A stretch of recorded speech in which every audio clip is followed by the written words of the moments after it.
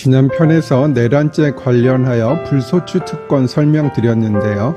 조금 더 자세히 설명드릴 필요가 있어 별도의 항목으로 말씀드릴게요.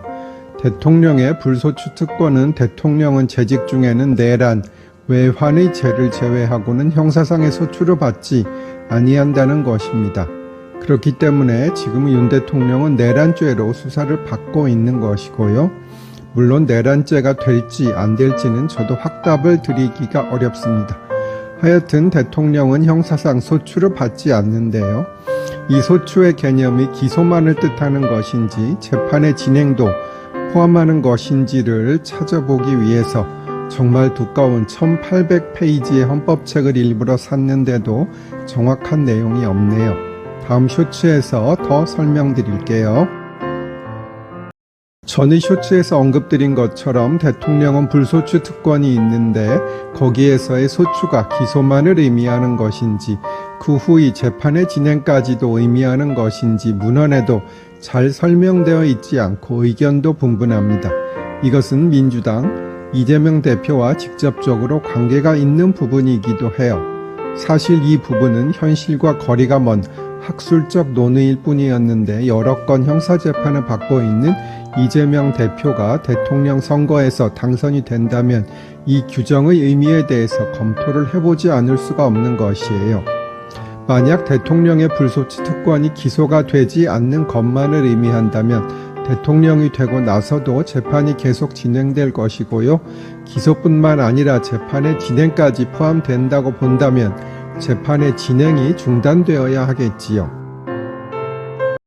불소추 특권의 범위가 기소만을 의미하는지 재판의 진행까지도 포함하는 것인지에 대해 전에도 논쟁이 있었어요.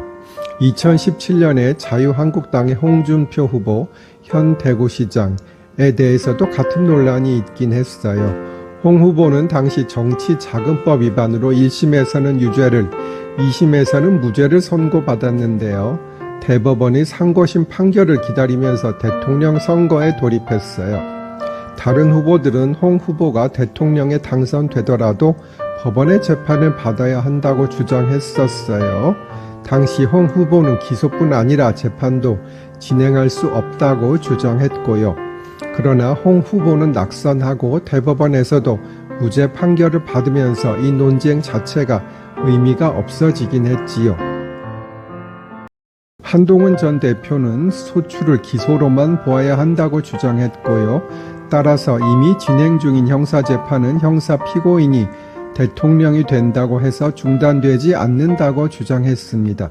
그 근거로는 표현이 소추라고 되어 있다는 것이지요.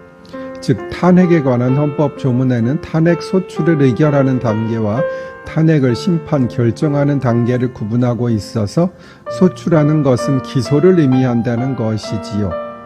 반면 조국 전 조국혁신당 대표는 소추에는 재판까지 포함한다고 주장했어요. 조 전 대표는 형사소송법에 국가소추주의를 근거로 들고 소추는 공소제기와 공소수행 모두를 포함한다고 주장했어요.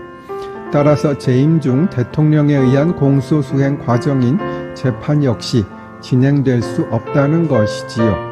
다음에는 헌법학자들의 견해 설명드릴게요.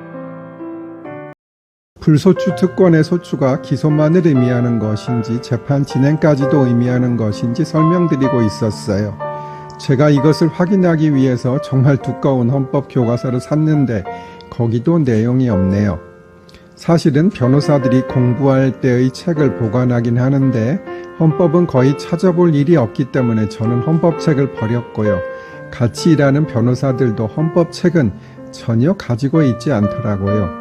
소추가 재판을 포함하지 않는다고 말하는 헌법학자는 통치기관의 특권이나 권한을 가능한 한 좁게 해석해야 한다고 말합니다.